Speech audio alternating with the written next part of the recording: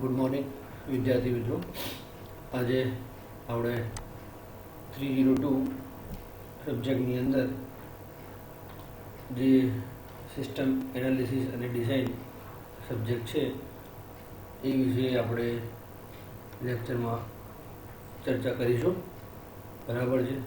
તો સૌપ્રથમ આપણે સિલેબસની ચર્ચા કરવાના છીએ. જે સબ્જેક્ટ આપણો જે છે 302 એની અંદર કઈ રીતનું સ્ટ્રક્ચર છે એની ચર્ચા કરીશું વિસ્તારથી. બરાબર છે. સૌપ્રથમ જે સબ્જેક્ટ જે છે તેનો કોડ 302 જે તમે જોઈ શકો છો, સિસ્ટમ એનાલિસિસ એન્ડ ડિઝાઇન. બરાબર છે. તો આ જે સબ્જેક્ટ જે છે એ ટોટલી થિયરી બેઝડ સબ્જેક્ટ હશે. ઓકે. તો તમારે જે એક્ઝામની વાત કરીએ તો આનું પ્રેક્ટિકલ કોઈ હશે નહીં. ટોટલી 70 માર્ક્સની થિયરી હશે જે આપણે એક્ઝામની અંદર કન્ડક્ટ થશે.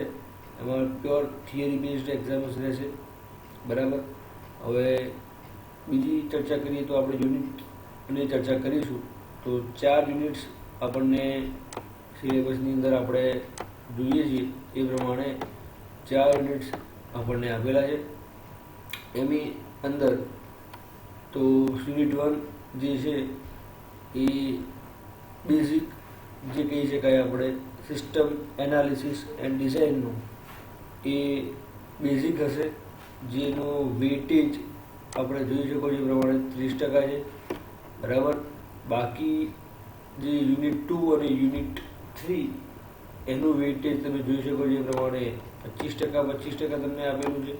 અને લાસ્ટ જે છે એ 20%, એટલે કે જે કેસ સ્ટડીઝ, આ બહુ ઇમ્પોર્ટન્ટ ક્વેશ્ચન છે જે 17 માર્ક્સનો બી પૂછી શકે છે, એઝ વેલ એઝ 14 થી 15 માર્ક્સનો તો પૂછાય જ છે. આમ જોવા જઈએ 20%ના વેટેજ પ્રમાણે તો 14 માર્ક્સ તો થાય જ છે. બરાબર.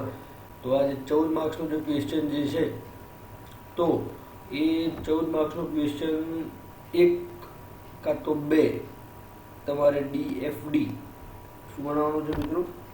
1 કાં તો 2 તમારે DFD પૂછાતી હોય છે ફાઇનલ એક્ઝામની અંદર, એઝ વેલ એઝ ઇન્ટરનલ એક્ઝામની અંદર પણ કન્ડક્ટ થતી હોય છે. બરાબર. એની અંદર DFD એટલે ડેટા ફ્લો ડાયાગ્રામ્સ જે આપણે શીખીશું ત્યારે એની ચર્ચા બી કરીશું વિસ્તારથી. તો એ બનાવવાની થતી હોય છે. બરાબર છે. શોર્ટની અંદર આજે આપણે સિલેબસની ચર્ચા કરવાની છે, as well as marks distribution, એટલે કે તમારે કઈ રીતના ઇન્ટરનલ માર્ક્સ એટલે કેટલા છે આ સબ્જેક્ટના, દેન આફ્ટર એક્સટર્નલ એક્ઝામની અંદર આ સબ્જેક્ટનું વેટેજ કઈ રીતનું છે એની આપણે ચર્ચા કરીશું. બરાબર છે. યુનિટ 1ની આજે જે ચર્ચા કરવાની છે તો એમાં તમે જોઈ શકો છો કી પોઈન્ટ્સ જે છે સિસ્ટમ એનાલિસિસ ફંડામેન્ટલ્સ. એટલે સૌપ્રથમ તમને આઈડિયા હોવો જોઈએ કે what is system, what is system analysis and what is system design. આ 3 કી પોઈન્ટ્સ જે છે, મતલબ કે 3 ડેફિનેશન્સ તમે કહી શકો છો કે ભાઈ સિસ્ટમ એટલે શું છે, સિસ્ટમ એનાલિસિસ એટલે શું છે અને સિસ્ટમ ડિઝાઇન એટલે શું છે. બરાબર છે. તો આ જે પોઈન્ટ્સ ક્લિયર હોય તો તમે આગળ સબ્જેક્ટની ચર્ચા વિસ્તારથી કરી શકો અને એ પ્રમાણે આપણે એની ચર્ચા આજે કરવાની છે. બરાબર. બીજી વસ્તુ કે જે આ સિલેબસ જે છે એની અંદર આપણે યુનિટ 1ની અંદર આજે ચર્ચા કરવાના છીએ. યુનિટ 1 જે છે એની અંદર તમે પોઈન્ટ જોઈ શકો છો એ પ્રમાણે કે system analysis fundamentals, system development strategies, case tools, organisations as system, fact finding techniques, data flow diagram જે આપણે ચર્ચા કરી DFD. એની અંદર તમને અહીંયા આગળ DFD જે આપેલું છે એમાં કયા સિમ્બોલ્સ યુઝ થાય છે, એના રૂલ્સ શું છે ડ્રો કરવાના, કઈ રીતે ડ્રો કરવાના છે, એના એડવાન્ટેજીસ શું છે, એ બધું આપણે અહીંયા શીખીશું. તો લાસ્ટ જે યુનિટ છે યુનિટ 4 એની આપણે જે ચર્ચા કરવાની છે એ આપણને ઇઝી પડશે. દેન આફ્ટર છે ડેટા ડિક્શનરી, સ્ટ્રક્ચર ડિસિઝન, બરાબર છે. તો આ જે યુનિટ 1 જે છે આપણું 30% છે, એટલે કે એક્ઝામ એટલે એક્સટર્નલ એક્ઝામની અંદર 21 માર્ક્સ કન્ડક્ટ કરી શકે છે આ યુનિટ, બરાબર છે. બરાબર, ઓકે. નાવ યુનિટ 2, યુનિટ 3 અને યુનિટ 4 એની જે ચર્ચા છે આપણે હાલ કરતા નથી, બિકોઝ આજના લેક્ચરની અંદર આપણે યુનિટ 1ના પોઈન્ટ્સની ચર્ચા કરવાની છે. સો એટલા સુધી જ આપણે સીમિત રાખીએ છીએ, બરાબર છે. બીજું જે છે એ ચર્ચા કરવાની છે મારે એની, તો તમે જોઈ શકો છો એ પ્રમાણે કે જે આપણો સબ્જેક્ટ છે સિસ્ટમ એનાલિસિસ એન્ડ ડિઝાઇન, બરાબર છે. એમાં મારા આજના જે ટોપિક હતા, ટોપિક ટુ ડિસ્કસ કરીને છે એમાં સિલેબસ જે આપણે હમણાં ચર્ચા કરી રહ્યા, તો સિલેબસની તમને મેં ચર્ચા કરી એ પ્રમાણે કે કેવી રીતનું આપણું સ્ટ્રક્ચર છે. અને દેન આફ્ટર છે માર્ક્સ ડિસ્ટ્રીબ્યુશન. સેકન્ડ જે છે એ કયું છે? માર્ક્સ ડિસ્ટ્રીબ્યુશન, બરાબર. તો માર્ક્સ ડિસ્ટ્રીબ્યુશન તો ઇન્ટરનલ એક્ઝામની વાત કરીએ આપણે, તો ઇન્ટરનલ એક્ઝામ જે છે એ 30 માર્ક્સ કન્ડક્ટ કરશે તમારા, બરાબર, આ સબ્જેક્ટ. અને 30 માર્ક્સ કઈ રીતે હશે? તો લાઈક જે આપણે ટેસ્ટ કન્ડક્ટ કરીએ છીએ, then after assignments, then after તમારી અટેન્ડન્સ, બરાબર છે. ઇન્ટરનલ જે 30 માર્ક્સ જે છે ટેસ્ટ, અસાઇનમેન્ટ અને એટેન્ડન્સ એમ કરીને તમારા 30 માર્ક્સ કન્ડક્ટ થતા હોય છે throughout the semester, okay. અને જે સેકન્ડ જે છે એ છે એક્સટર્નલ જે છે એ છે તમારું 70 માર્ક્સ. 70 માર્ક્સની એક ફાઇનલ એક્ઝામ હશે તમારી, જે તમને બધાને આઈડિયા હશે કે 70 માર્ક્સનું જે પેપર આવે છે આપણું એક્સટર્નલ એક્ઝામની અંદર, એ 70 માર્ક્સનું એક પેપર હશે જે તમારું કન્ડક્ટ થતું હોય છે, બરાબર છે. સો ટોટલ જે થાય છે કેટલા માર્ક્સ થાય છે? સો 100 માર્ક્સ આપણું કન્ડક્ટ થતા હોય છે જે, તો એ રીતનું ડિવિઝન આપણું આ છે. શું છે? Marks distribution. સમજ પડી વિદ્યાર્થી મિત્રો?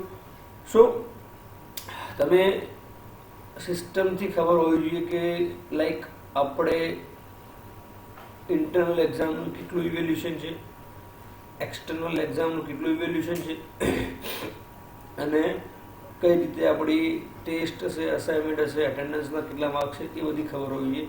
તો એ સિસ્ટમ જ છે એક પ્રકારની. તમે જોઈ શકો છો એ પ્રમાણે કે સિસ્ટમની ડેફિનેશન નીચે આપણે આપેલી છે.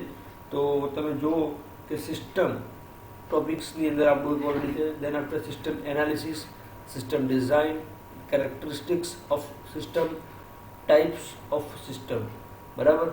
આ જે પોઈન્ટ્સની આપણે ચર્ચા કરવાના છીએ આજે, તો એ હવે 1 બાય 1 ચેકઆઉટ કરીએ, બરાબર.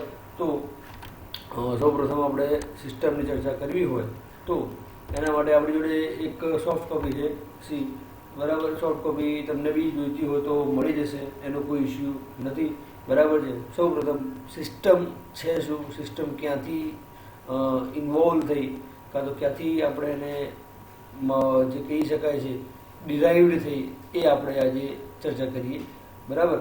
તો આમ જોવા જઈએ તો સિસ્ટમ એટલે શું, તમને બધાને કોઈને આઈડિયા હશે. તો સિસ્ટમ એક એ પ્રકારનું છે કે જેની અંદર તમે વર્કિંગ કરી રહ્યા છો. વર્કિંગ ઇન ધ સેન્સ કે તમને હું કહું છું કે તમારે આ કામ કરવાનું છે, like you have to make assignment, બરાબર. જે અસાઇનમેન્ટ તમને બનાવવાનું કામ આપ્યું છે, તો હું તમને એના કી પોઈન્ટ્સ કહીશ કે ભાઈ તમારે આની અંદર અસાઇનમેન્ટની અંદર આરા પોઈન્ટ્સ કવર કરવાના છે. તો એ તમારે શું કરવું પડે? એની માટે તમારે સૌથી પહેલાં એનું પ્લાનિંગ બનાવવું પડે કે તમારે ક્વેશ્ચન કયા છે, ક્વેશ્ચન નેટ ઉપરથી ફાઇન્ડ કરો છો, બુકમાંથી ફાઇન્ડ કરો છો. તો એ સિસ્ટમ તમારે પહેલાં નક્કી કરવી પડે કે તમે કયાથી મટીરિયલ લેશો અને ક્યાંથી મટીરિયલ ફાઇન્ડ કરશો, બરાબર છે. તો એ આપણને આઈડિયા હોવો જોઈએ, બરાબર છે. તો અહીંયા આગળ હવે સિસ્ટમની એક જે કહેવાય ડેફિનેશન કહી શકો છો, કાં તો કેવી રીતે ડિરાઇવ થઈ, તો અહીંયા લખ્યું છે કે તમારું જે સિસ્ટમ જે છે આ જે સિસ્ટમ નામનો જે વર્ડ છે એ ક્યાંથી ડિરાઈવ થયેલો છે? તો એ જોઈ શકો છો, લખ્યું છે ગ્રીક વર્ડ છે. કયો વર્ડ છે? ગ્રીક વર્ડ સિસ્ટેમા હતો. શું હતું? Sistema, which means an organized relationship among functional units or components. એટલે હવે જેમ કે આપણી આ કોલેજ છે MSCIT, બરાબર, તો એ આપણું જે મંડળ છે, બરાબર છે, એની સાથે ડાયરેક્ટ રિલેશનશીપ છે. કેવી રીતે? તો કંઈ પણ કોલેજનો ડિસિઝન લેવો હોય, સારો ખરાબ કોઈ પણ વસ્તુનો ડિસિઝન તમારે લેવો હોય, તો એ ડિસિઝન જે છે એ કોણ લઈ શકે? તો મંડળના જે વ્યક્તિ જે છે એ તમારા ડિસિઝન પ્રોપર લઈ શકે. અને એ કેવો હોય? મંડળ કોલેજના હિતમાં બી લઈ શકે છે, કોલેજના હિતમાં ન પણ લઈ શકે. એ ડિપેન્ડ્સ કરે છે કોના ઉપર? તો મંડળ ઉપર. તો સિસ્ટમ એમાં ક્યાં આવી? તો સિસ્ટમ એટલે કે કોલેજને કંઈ પણ જે કાર્ય કરવું હોય તો મંડળની પરમિશન લેવી પડે. એના મતલબ શું થાય? કે એ સિસ્ટમથી તમારે કાર્ય કરવું પડે. તો એ જ કહે છે કે જે સિસ્ટમ નામનું જે વર્ડ જે છે એ ક્યાંથી ડિરાઈવ થયો છે? તો ગ્રીક વર્ડ સિસ્ટેમા ઉપરથી ડિરાઈવ થયેલો છે. બરાબર. સિસ્ટમમાં ઘણા બધા એક્ઝામ્પલ છે. તમે રૂટીન લાઈફની અંદર પણ તમે જોતા હશો. લાઈક તમે સવારે ઉઠો છો, સવારે ઉઠ્યા પછી શું કરવાનું છે, કઈ રીતે કરવાનું છે. લાઈક તમે સવારે ઉઠો છો, નાહો છો, ફ્રેશ થાઓ છો, ધેન આફ્ટર તમે તમારા વર્કિંગ જે છે, લાઈક કોલેજ જાઓ તો કોલેજ જાઓ છો, કોલેજમાં લેક્ચર્સ અટેન્ડ કરો છો, ધેન આફ્ટર ઘરે જાઓ છો, ધેન આફ્ટર તમારું વર્કિંગ કરો છો. So it is all about it system. કેમ કે તમે એ રીતનું તમારું રૂટીન લાઈફ પણ એ સિસ્ટમની અંદર તમે કન્વર્ટ કરેલું છે. બરાબર છે. સો આપણે એ કહેવા માંગીએ છીએ કે સિસ્ટમ જે છે એ દરેક જગ્યાએ રહેલી છે. એને કહે છે ફંક્શનલ યુનિટ્સ ઓર કમ્પોનન્ટ્સ. એટલે કે જે આ ફંક્શનિંગ યુનિટ્સ એટલે કે જે કામ કરતા હોય એ યુનિટ્સ ઓર કમ્પોનન્ટ્સ, એને આપણે સિસ્ટમની અંદર કન્સિડર કરી શકીએ છીએ. બરાબર છે. તો ડેફિનેશન તમને ક્લિયર થઈ ગઈ છે. સો એવું માનું છું કે ડેફિનેશનમાં તમને કોઈને વધારે ડાઉટ હશે નહીં. બરાબર, ક્લિયર. એના પછી જે છે એ આપણો પોઈન્ટ જે છે સિસ્ટમ એનાલિસિસ, સિસ્ટમ ડિઝાઇન. બરાબર છે. તો આ જે છે સિસ્ટમ એનાલિસિસ અને સિસ્ટમ ડિઝાઇન, તો એની અંદર આપણે જે ચર્ચા કરવાની છે મિત્રો, તો એ જે છે અહીંયા આગળ જો તમારે ડેફિનેશનમાં પરફેક્ટ ડેફિનેશન કહીએ છીએ, ચોપડીની ડેફિનેશન કહીએ શકાય, બુકની ડેફિનેશન કહી શકાય. બરાબર છે. તો a system is an orderly grouping of interdependent components linked together according to a plan to achieve a specific objective. આ ડેફિનેશન આપી છે ચોપડી. મેં તમને હમણાં જ કીધું સિસ્ટમ શું છે? ઓર્ડરલી ગ્રુપિંગ. જેમ કે તમે સવારે ઉઠો છો તો સવારે ઉઠ્યાથી લઈને સાંજ સુધીની તમારી જે પણ પ્રક્રિયા છે એ શું છે? ગ્રુપિંગ, ઓર્ડરમાં હોય. એવું નથી કે તમે ભાઈ ઉઠ્યા એટલે સીધા કોલેજ જતા રહો છો, ઉઠ્યા એવા સીધા બહાર નીકળી જાઓ છો. તમે ઉઠો છો એના પછી જે એનું સ્ટેપ બાય સ્ટેપ પ્રોસિજર છે એ કરીએ જ છીએ આપણે. તો કે system is an orderly grouping of interdependent components. એટલે એકબીજા સાથે સંકળાયેલા હોય. બરાબર. Linked together according to a plan to achieve a specific objective. એટલે કંઈક અચીવ કરવા માટે આપણે સિસ્ટમ ડેવલપ કરતા હોઈએ છીએ. બરાબર છે. સો આપણે તમને આઈડિયા હશે કે સિસ્ટમ મેં કીધું એ પ્રમાણે કે એ એક એવી પ્રોસેસ છે કે એની અંદર તમે તમારું આખું હોલ ડેનું પ્લાનિંગ કરી શકો છો. કઈ રીતે? કે હોલ ડે એટલે કે તમે સવારે ઉઠો છો, સવારે ઉઠ્યા પછી તમે એમ નક્કી કરો છો કે ભાઈ મારે આજે આ કામ કરવાનું છે, મારે આજે આ કામ કરવાનું છે. તો એ તમે નક્કી કરો છો. બરાબર છે. પણ એમાંથી તમારે કામ કરવું કે ના કરવું, that is totally depends on you. તમને પડે છે?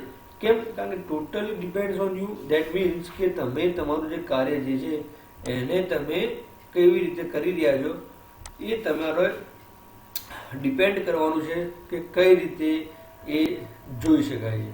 બરાબર છે.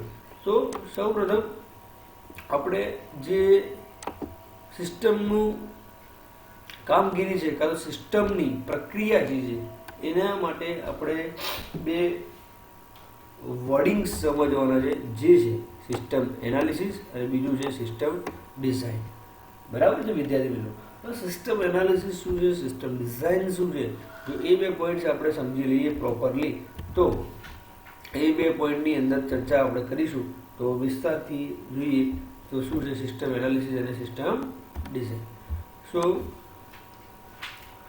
સિસ્ટમ એનાલિસિસ સૌપ્રથમ તો system analysis it is a process of collecting, interpreting facts, identifying the problems and decomposition of a system. હવે સિસ્ટમ એનાલિસિસ એટલે એમ તમને કહું, તમને કોઈને કીધું હોય કે કોઈના વિશે આપણે તમારે ટિપ્પણી કરવાની છે કાં તો કોઈના વિશે કંઈ બોલવાનું છે તો તમે શું કરો, એના વિશે પહેલાં સૌથી પહેલાં શું કરશો, એના વિશેની પહેલાં પૂરેપૂરી જાણકારી લેશો. કેમ? કારણ કે તમને કંઈ વસ્તુની ખબર હોય નહીં કાં તો કોઈ વસ્તુની તમને આઈડિયા હોય નહીં તો તમે શું એના વિશે બોલી શકો ખરા? ના. તો એના માટે આપણે શું હોય કે સૌથી પહેલાં એની આપણે શું હોવી જોઈએ, આપણી માહિતી હોવી જોઈએ કે ભાઈ આ વ્યક્તિ વિશે આપણે કંઈ કહેવું હોય તો એના વિશે થોડું જાણવું પડે કે એ વ્યક્તિ શું છે, શું કરે છે, ક્યાંથી આવે છે, ક્યાં રહે છે, શું શું એમ બધી વસ્તુ તમારે પહેલાં જાણવી પડે. Identifying the problems. What is the problem? એટલે કે પ્રોબ્લેમ એટલે કે તમે હવે એના વિશે સારું કહેશો તો એને ગમશે, ખરાબ કહેશો તો થોડુંક પ્રોબ્લેમ થાય, અને એના વિશે તમે જે કરી રહ્યા છે, જે રનિંગ આઇટમ જે કરી રહ્યા છે એ તમે બોલશો તો પણ એને ગમે. બરાબર છે? તો એક જે કહી શકાય કે તમે સિસ્ટમ એનાલિસિસનો મતલબ એવો થાય છે કે તમારી જોડે જે કોઈ પણ આઈડિયાઝ હોય, જે કોઈ પણ માહિતી હોય એને તમે કેવી રીતે એને રિપ્રેઝેન્ટ કરો છો, ધેટ ઇઝ ઇમ્પોર્ટન્ટ. બરાબર છે? તો અહીંયા એ જ કહે છે કે it is a process of collecting and interpreting facts, identifying the problems and decomposition of a system. બરાબર છે? એટલે અહીંયા આગળ જ કહે છે કે તમે જે સિસ્ટમ એનાલિસિસ કરો છો એટલે કે તમારું જે એનાલિસિસ છે એ કેવી રીતે છે, કેટલા લેવલનું છે અને એ તમે કેવી રીતે કરી રહ્યા છો. બરાબર છે? ઓકે. એના પછી system analysis is conducted for the purpose of studying A system. મેં તમને હાલ વાત કરી પ્રમાણે કે સિસ્ટમ એનાલિસિસ જે છે એ શેના માટે છે? સ્ટડીંગ અ સિસ્ટમ. એટલે કે સિસ્ટમની વિશે આપણે જ્યારે એની અંદરની માહિતી જોઈતી હોય કાં તો એના રિગાર્ડિંગ માહિતી જોઈતી હોય તો આપણે સિસ્ટમ એનાલિસિસ કરીએ છીએ. Or its parts in order to identify its objectives. સમજો કે કોઈ બેંક છે, બરાબર છે, તો બેંકની વિશે એનાલિસિસ કરવું હોય, લાઈક કોઈ સહકારી બેંક હોય કાં તો કોઈ પણ એક નેશનલાઇઝ બેંક હોય, તો બંને વચ્ચે બહુ બધું ડિફરન્સ છે. બંનેની કામ કરવાની પદ્ધતિ પણ અલગ હોય. જેમ કે સહકારી બેંક તમારી હોય તો એની અંદર તમારું કામ જે છે એ રિલેશન બેઝડ થતું હોય, લાઈક કે તમારું કોઈ કામ પડતું હોય, બરાબર છે, અને એ કામ તમારે કોઈને કરવું હોય તો તમે ઇઝીલી કરી શકો છો. બટ જે નેશનલાઇઝ બેંક્સ હોય તો એ it follow the rules and regulations. તમે સમજો, રૂલ્સ એન્ડ રેગ્યુલેશન ફોલો એને કમ્પલસરી કરવા જ પડતા હોય છે. બરાબર છે? તો એ રૂલ્સ એન્ડ રેગ્યુલેશન જ્યાં સુધી એ ફોલો ના કરે એમાં કોઈ બાંધછોડ કરી શકતું નથી. જ્યારે સહકારી બેંકની અંદર ભાઈ રૂલ્સ એન્ડ રેગ્યુલેશન તો ફોલો થતા જ હોય છે પણ થોડી એમાં ત્યાં બાંધછોડ હોય. બાંધછોડનો મતલબ એટલે કે તમારું રિલેશન સારા હોય, તમારો વહીવટ સારો હોય તો તમારું કામ જે છે એ ઇઝીલી થઈ જતું હોય છે. બરાબર? તો it is a problem solving technique that improves the system and ensures that all the components of the system work efficiently to accomplish their purpose. બરાબર છે? એટલે એનાલિસિસ એવું કરવાનું કહે છે કે જે તમારી પાસે ટેકનોલોજી છે કે જે તમારી પાસે કમ્પોનન્ટ છે એ પ્રોપરલી વર્ક થતા હોય, પ્રોપરલી એનો યુઝ થતો હોય અને પ્રોપરલી એ કામ કરતા હોય તો એ તમારા સિસ્ટમના રિગાર્ડિંગ કામ કરી શકે છે. તમારું એનાલિસિસ જે છે એ પરફેક્ટલી કામ કરી શકે છે. એટલે કે analysis specify vote the system should do. Analysis જો તમારું પરફેક્ટ હોય, નથી કહેતા કે તમારું જે તમે જે વિચારો છો અને એ વિચારેલું જો પરફેક્ટ પ્રોપર વેમાં થતું હોય, જે મેં હાઇલાઇટ કર્યું છે તમે જોઈ શકો છો કે analysis specify vote the system should do. એનો મતલબ શું કહે છે કે એનાલિસિસ તમારું એવું હોય કે જેથી કરીને તમારી સિસ્ટમને પહેલથી ખબર જ છે કે ભાઈ મારે આ સ્ટેપ ફોલો કરવો છે, આ સ્ટેપ. લાઈક રોબોટ્સને ખબર જ છે કે મારે શું કરવું છે. જેમ કે મને ઓર્ડર આપણે આપીએ છીએ કે મારી માટે એક ગ્લાસ પાણી લાવો, તો એ શું કરશે, એની સિસ્ટમની અંદર જો એ કોડ હશે કાં તો એની અંદર એ ઓર્ડર હશે કે ભાઈ બ્રિંગ ધ વોટર, તો એ શું સમજશે કે yes this is my order, I have to give the water. સમજ પડી? સો એ એક રીતનું છે કે જે તમારી પાસે જે વસ્તુ પહેલેથી પ્રી ડિફાઇન છે, નક્કી છે, એ નક્કી કરેલી સિસ્ટમ તમારું જે છે એને જો તમે પ્રોપરલી એનાલિસિસ તમારું કરેલું હશે તો એ પ્રોપર વર્ક થશે. ઓકે, સો હવે સિસ્ટમ ડિઝાઇનની આપણે ચર્ચા કરીએ. તો સિસ્ટમ ડિઝાઇન જે છે શું છે, તો સૌ પહેલાં તમને મેં કીધું એનાલિસિસ થઈ જાય એના પછી આ એક બહુ ઇમ્પોર્ટન્ટ વસ્તુ છે સિસ્ટમ્સ ડિઝાઇન. તો શું છે કે it is a process of planning a new business system or replacing an existing system by defining its components or modules to satisfy the specific requirements. બરાબર?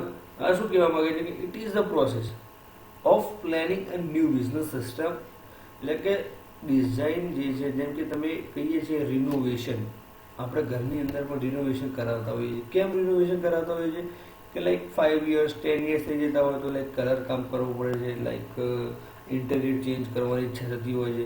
એટલે બધી વસ્તુ ડિપેન્ડ કરે છે તમારા રહેણી ખણી ઉપર. સો એ શું છે કે ડિઝાઇન જે તમે કરવા માંગો છો તમારા ઘરને, એ કેમ કરાવવા માંગતા હોઈએ છીએ જનરલી આપણે કે જે આપણું સ્ટ્રક્ચર જે રહેવાનું એ આપણને શૂટ કરે એના માટે આપણે ચેન્જ કરતા હોઈએ છીએ. બરાબર છે? મેં એ જ કહે છે કે it is a process of planning a new business system or replacing an existing system. એનો મતલબ કે જે તમારી જૂની સિસ્ટમ છે, જેમ કે આપણે આ સમજો કે ચર્ચા કરીએ કોઈ લાઈક બિઝનેસની, બરાબર? તો કોઈ બિઝનેસની અંદર એવું તો હતું નહીં કે ભાઈ પહેલાં કોમ્પ્યુટર્સ હતા, સોફ્ટવેર્સ હતા બિલિંગ માટે, તો એ હવે આવ્યા છે. બરાબર? તો બિલિંગના સોફ્ટવેર હવે આવ્યા. તો સૌ પ્રથમ પહેલાં જે શું હતું કે હેન્ડમેડ બિલ હતા, જે હાલ પણ છે એવું નથી નથી, હેન્ડમેડ બિલ હતા. તો એમાં ટાઈમ કન્ઝ્યુમ વધારે હતો એન્ડ જે કહેવાય કે કોન્ફિડેન્શિયલિટી એટલી નથી કે જે તમારું ટોટલ તમે કરો છો કેલ્ક્યુલેટરથી, કાં તો તમે ડિજેક્ટ ટોટલ કરો છો, દેટ ઇઝ ફિક્સ. તો એના પછી એને રિપ્લેસ કરીને શું આવી ગયા, હવે કોમ્પ્યુટર્સ આવી ગયા અને બિલિંગના સોફ્ટવેર આવી ગયા. તો એમાં શું છે કે તમે તમારું કામ ફાસ્ટ થાય છે, ફાસ્ટલી થાય છે. ધેન આફ્ટર તમારું જે એક્યુરેસી આવે છે, તમારા બિઝનેસનો ગ્રોથ બી સારો થાય છે. કેમ? કારણ કે તમારી પાસે ટાઈમ હોય તો તમે તમારા બીજા કોઈ જે કામ કરવા હોય તો તમે ઇઝીલી કરી શકો છો. બરાબર છે? સો એ શું છે કે it is a process of planning a new business system or replacing an existing system by defining its components or modules to satisfy the specific requirement. બરાબર છે? તો કે before planning you need to understand the old system. Yes, આ એક વસ્તુ બહુ important. મેં તમને હમણાં જ કીધું કે તમારે કોઈના વિશે કહેવું હોય કાં તો કોઈના વિશે તમારે કંઈ બી 5 મિનિટ બોલવું હોય તો તમને પહેલાં એની વિશે ખબર તો હોવી જોઈએ. મેં તમને પહેલાં કીધું ને, ખબર હોય નહીં તમે એમને બોલીએ તો that is bed manners or bad thing. કે તમે કોઈના વિશે ખબર નથી, તમે એના વિશે જો ખોટું બોલો છો તો it will create a issue. બરાબર? તો એ પ્રોબ્લેમ ક્રિએટ ન થાય એના માટે શું છે કે તમારે સૌથી પહેલાં જે સિસ્ટમ પહેલાં એ યુઝ કરે છે કંપની કાં તો કોઈ ઓર્ગેનાઇઝેશન, એ સિસ્ટમના વિશે પહેલાં જાણવું પડે. અને જાણ્યા પછી એ સિસ્ટમના વિશે તમારે જે પણ એમાં કોઈ અપડેશન હોય કાં તો કોઈ પણ એની અંદર ચેન્જીસ હોય તો you can make that changes also. બરાબર? Before planning you need to understand the old system throughly and determine how computers can best be used in order to operate efficiently. આપણે હાલ ચર્ચા કરીએ પ્રમાણે કે હાલ કોમ્પ્યુટર્સ ના આવી ગયા. તે કોમ્પ્યુટર્સ જે કહેવા મતલબ કે રિપ્લેસ કરીને આપણે જે કોની જગ્યાએ રિપ્લેસ કરી છે કે જે મેન હેન્ડમેડ વર્ક હતું, જે હેન્ડમેડ કાર્ય થાય છે એ વર્કને તમે રિપ્લેસ કરો છો કોનાથી? તમારા જે સિસ્ટમના ડિઝાઇનથી. બરાબર છે? So it is more important to like કે તમે કઈ રીતે વર્કિંગ કરી રહ્યા છો અને કઈ રીતે વર્કિંગ કરવા માગો છો. વિદ્યાર્થી મિત્રો, અહીંયા આગળ જે 3 વર્ડ તમને મેં કીધા, સૌ પ્રથમ system, then after system analysis અને સિસ્ટમ ડિઝાઇન. આ એક જે એવા પોઈન્ટ્સ છે કે લાઈક તમે જે રૂટીન લાઈફની અંદર પણ કરો છો તમે તમારા માઇન્ડની અંદર આ વસ્તુ ઓલવેઝ વર્કિંગ છે. કેમ? કારણ કે આપણે વિચારતા જ હોઈએ છીએ ઓલવેઝ કે આમ કરીએ, આમ કરવા માટે આ રીતે કરી શકાય, આ રીતે કરી શકાય. સો ઓલવેઝ આપણે વિચારતા હોઈએ છીએ. તો આ વસ્તુ તમારે માઇન્ડની અંદર બહુ જ ક્લિયર રાખવાની છે કે સિસ્ટમ જે છે આપણે એક રૂટીન પ્રોસેસ છે કે જે આપણે ડેઇલી કરી રહ્યા છીએ. બરાબર? અહીંયા કીધું system design focuses on how to accomplish the objective of the system.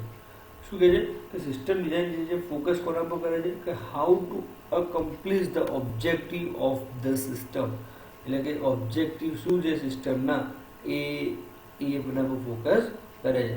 અને અહીંયા ચોખ્ખું કીધું છે કે સિસ્ટમ એનાલિસિસ એન્ડ ડિઝાઇન જે મેઇન આપણો આ સબ્જેક્ટ છે, system analysis and design focus કરવા પર કરે છે. તો સૌપ્રથમ મેં તમને કહ્યું એ પ્રમાણે system, then after process, then after technology. બરાબર છે? સિસ્ટમ્સ, પ્રોસેસીસ એન્ડ ટેકનોલોજી એ 3 વર્ડ્સ, 3 પોઈન્ટ્સ એના ઉપર ટોટલી આપણું જે system analysis and design depends કરે છે. બરાબર છે? ક્લિયર? અહીંયા આગળ ડેફિનેશન તો આપણે ઓલરેડી જોઈ ચૂક્યા છીએ. બરાબર?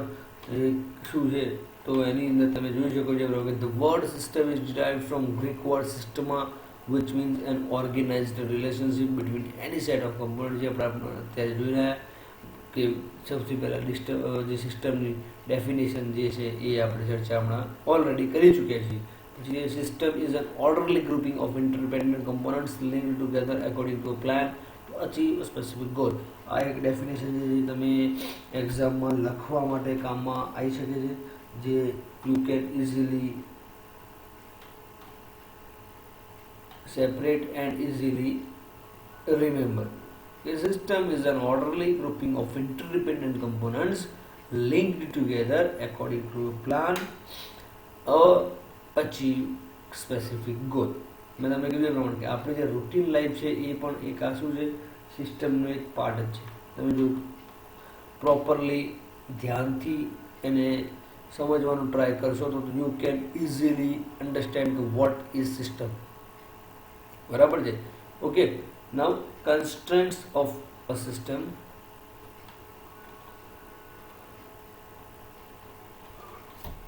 અહીંયા આગળ કન્સ્ટ્રેન્ટ્સ ઓફ અ સિસ્ટમ એ કીધું છે કે system must have 3 basic constraints. Okay. હવે 3 basic constraints that means what? The system must have some structure and behavior which designed to achieve a predefined objective. Yes, obvious. Without structure or without planning or without any pre-planning તમે કોઈ બી જે topic pick કરો છો બનાવવા માટે, કંઈ બી કામ કરવા માટે, તો એ પ્રોપર સક્સેસ જશે નહીં. કેમ? કારણ કે જે તમે સ્ટ્રક્ચર નક્કી નહીં હોય, એનું જો માળખું જ નક્કી નથી તો તમે એમાં કામ કરી શકો નહીં. તો અહીંયા કહે છે system must have some structure and behaviour which is design to achieve a predefined objective. બરાબર? તો આ બહુ ઇમ્પોર્ટન્ટ વસ્તુ છે. શું? તો એનું માળખું અને એના માળખાને જે કહી શકાય સ્ટ્રક્ચર એ નક્કી હોવું જરૂરી છે. બરાબર? એના પછી interconnectivity and interdependence must exist among the system component. Yes, obvious. Interconnectivity એટલે કે તમે ગ્રુપમાં કામ કરતા હોય અને કોઈના જે તમારા પોઈન્ટ્સ જે છે એ કોઈ જગ્યાએ રિલેટ કરતા હોય, એટલે કે તમે જે વર્ડિંગ્સ કહી રહ્યા છો એ કોઈને સ્ટ્રક્ચરની જે તમારું બનાવ્યું છે એ કહેવું હોવું જોઈએ. પહેલાં તો ઇન્ટરકનેક્ટિવિટી. ઇન્ટરકનેક્ટિવિટી એટલે તમે સમજી શકો છો કે ઇન્ટરકનેક્ટિવિટી એટલે તાલમેલ કહી શકાય. તાલમેલ એટલે કે તમારા જે અંદર ગ્રુપ મેમ્બર્સ છે એને તમે જે કહી શકાય કે કેવી રીતે એકબીજા જોડે સંકળાયેલા છે એ વસ્તુ આપણે અહીંયા આગળ ઇન્ટરકનેક્ટિવિટી વર્ડ ઉપર કહી શકાય. ધેન આફ્ટર છે ઇન્ટરડિપેન્ડન્સ. That means what?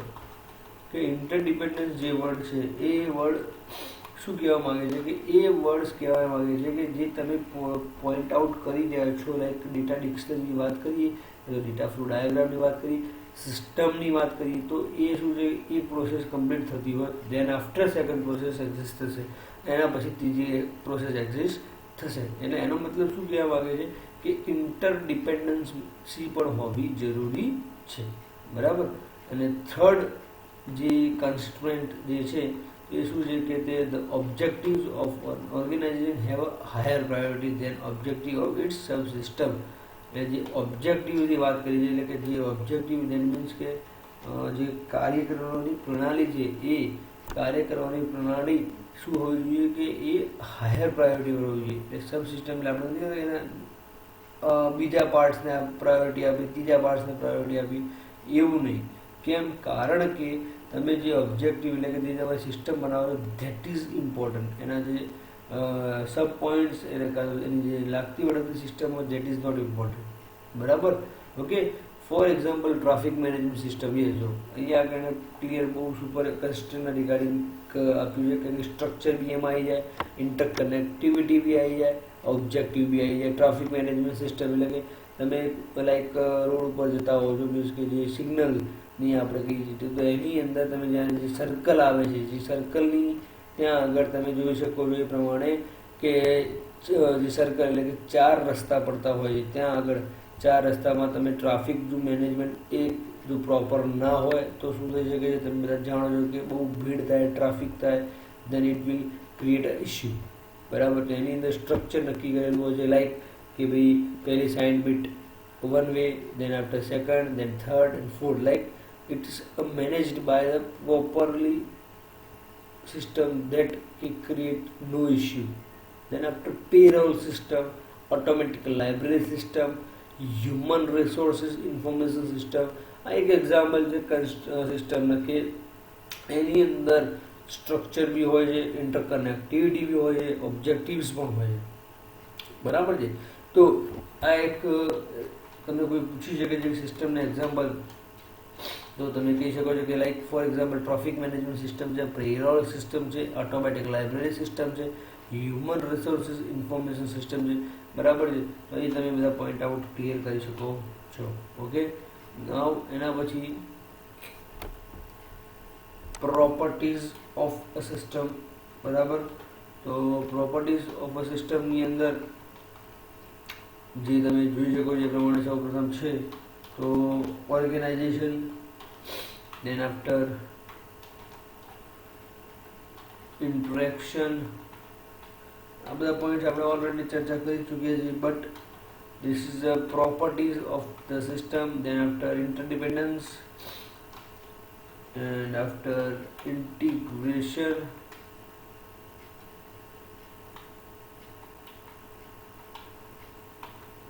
and then after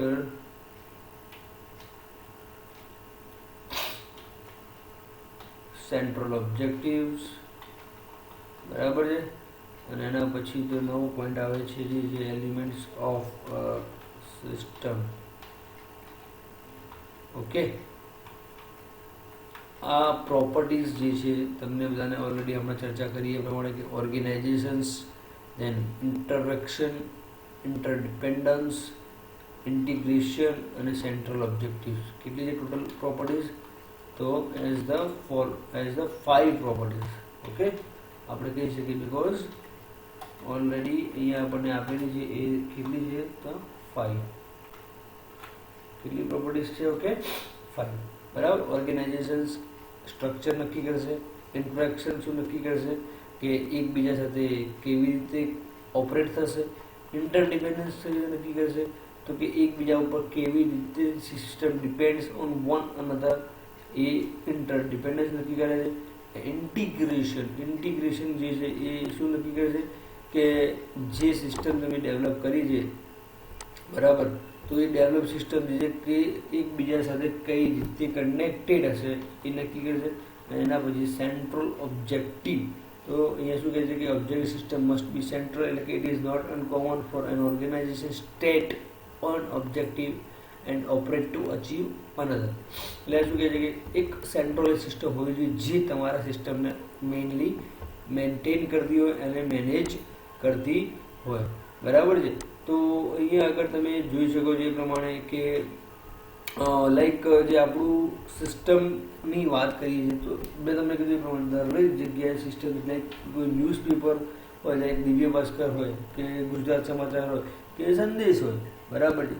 તો એ જે ન્યૂઝપેપર એજન્સીસ છે કાં તો જે બેડ છે એમણે સિસ્ટમથી જ કામ કરવું પડે. કેમ?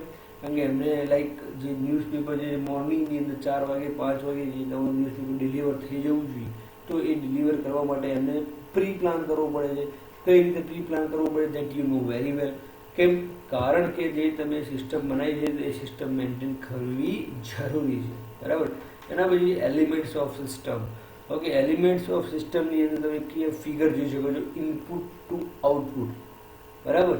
તો ઇનપુટ ટુ આઉટપુટની જે પ્રોસિજર છે એ તમે જુઓ કે ઇનપુટ ધેન આફ્ટર જે એરો અહીંયા આપેલું છે તમે જોઈ શકો છો આ રહ્યા કે પ્રોસેસર ધેન આફ્ટર આઉટપુટ અને બાઉન્ડ્રીઝ એન્ડ ઇન્ટરેક્શન.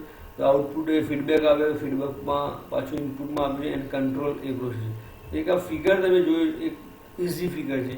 એમાં તમને આઈડિયા આવી જતો હશે કે શું સિસ્ટમ કઈ રીતે વર્ક કરે છે અને એના કયા કયા એલિમેન્ટ્સ વર્કિંગ કરે છે. બરાબર છે. તો તમે જોઈ શકો છો એ પ્રમાણે કે આઉટપુટ્સ એન્ડ ઇનપુટ્સ. બરાબર. અને થોડુંક વન બાય વન એને થોડુંક સમજીએ કે જેથી કરી તમે અહીંયા આઈડિયા આવે કે the main aim of a system is produce an output which is useful for its user. એક તમને કીધું એ પ્રમાણે કે આપણે સિસ્ટમ કેમ ડેવલપ કરતા હોઈએ છીએ ઇનપુટ એન્ડ આઉટપુટ માટે. મતલબ કોઈ આપણે એને ઇનપુટ આપીએ તો એને પ્રોસેસ એટલે કે એને એક વિચાર્યા પછી શું કરે છે, એને આઉટપુટની અંદર કન્વર્ટ કરે છે. બરાબર. એ output is the outcome of processing. એ તો સિમ્પલ વસ્તુ છે કે તમે કોઈ સીનો પ્રોગ્રામ બનાવો છો.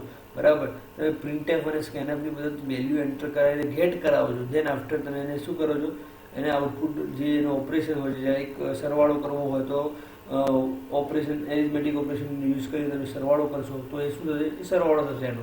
બરાબર છે. તો એ તમે ઇનપુટ આપશો 1, એની વેલ્યુ 10, બીની વેલ્યુ 10, તો સીની વેલ્યુ કેટલી આવશે, સરવાળાની અંદર 20 આવશે. That is output. બરાબર છે. ઓકે. એના પછી જે પ્રોસેસર્સ, તો પ્રોસેસર જે શું કરે છે એક્ટિવિટી, તો એની આપણે ચર્ચા કરી લઈએ કે processor is the element of system that ઇન્વોલ્વ્સ the actual transformation of input into output. Yes, મેં તમને કીધું પ્રમાણે કે જેમ કે તમે તમારા સીના પ્રોગ્રામની ચર્ચા કરો છો, સીની વાત કરો છો, તો સીની અંદર શું થતું હોય છે મિત્રો, તો એક કમ્પાઇલ તમે પ્રોગ્રામ કરો છો. F9 કરીને તમે કર્યો છે અત્યારે સેમિસ્ટર 2ની અંદર, સેમિસ્ટર 1ની અંદર સીના પ્રોગ્રામની અંદર F9 કરો તો તમારો પ્રોગ્રામ કમ્પાઇલ થાય. કમ્પાઇલ એટલે કે તમારા પ્રોગ્રામની અંદર કોઈ એરર છે કે નહીં, કોઈ વોર્નિંગ્સ છે કે નહીં, એ ચેક થાય. અને જો એરર્સ કે વોર્નિંગ નથી તો એ શું છે, તમારો પ્રોગ્રામ આખો એક્ઝિક્યુટ થાય. બરાબર છે. અને એક્ઝિક્યુટ પ્રોપરલી થાય તો તમારા કાર્યની કોઈ પ્રોબ્લેમ્સ ક્રિએટ થતી નથી. અને તમે પછી શું કરો છો, કંટ્રોલ F9 એટલે તમારો પ્રોગ્રામ એક્ઝેક્ટલી આઉટપુટની અંદર તમારો પ્રોગ્રામ રન થતો હોય છે. બરાબર છે. ઓકે. એના પછી છે control. The control elements guides the system. એટલે કંટ્રોલ શું, ડિસિઝન મેકિંગ સિસ્ટમ. એટલે કે તમે તમારા કોઈ લાઈક કન્ડિશન તમે પાસ કરીએ તો બી એ ત્યાં આવે છે. લાઈક તમે ઇનપુટ આપો છો કોઈ, તો ઇનપુટ આપ્યા પછી ચેક કરાવો છો વેલ્યુઝ કે A ગ્રેટર દેન B. બરાબર. તો હોય તો જ આગળ વધવાનું છે, અધરવાઇઝ ગેટ બેક એટલે કે રિટર્ન થઈ જવાનું છે. બરાબર છે. તો control decision making subsystem that controls the pattern of an activity governing input, processing and output. Main 3 process છે. મતલબ ઇનપુટ એની તમારી પ્રોસેસ થશે અને આફ્ટર આઉટપુટ. બરાબર છે. તો એ તમારે બહુ વસ્તુ ધ્યાનમાં રાખવાની છે કે what is input, what is output અને પ્રોસેસ શું થઈ રહ્યું છે. બરાબર. The behaviour of a computer system is control by operating system and software. જે સિસ્ટમ જે છે આપણી કોમ્પ્યુટરની એ તો કોનાથી મેન્ટેન થતી હોય તમને ખબર હોય, OS. એનાથી મેન્ટેન થતી હોય OS અને એના સોફ્ટવેરની. બરાબર. ફીડબેક એટલે ફીડબેક તમને બધાને ખબર જ છે કે વોટ ઇઝ અ ફીડબેક. એટલે તમે સારો ફીડબેક છે, ખરાબ ફીડબેક છે, એના એકોર્ડિંગ તમારી સિસ્ટમને અપગ્રેડ કરવી પડે, એના એકોર્ડિંગ તમારી સિસ્ટમમાં ચેન્જીસ કરવા પડે.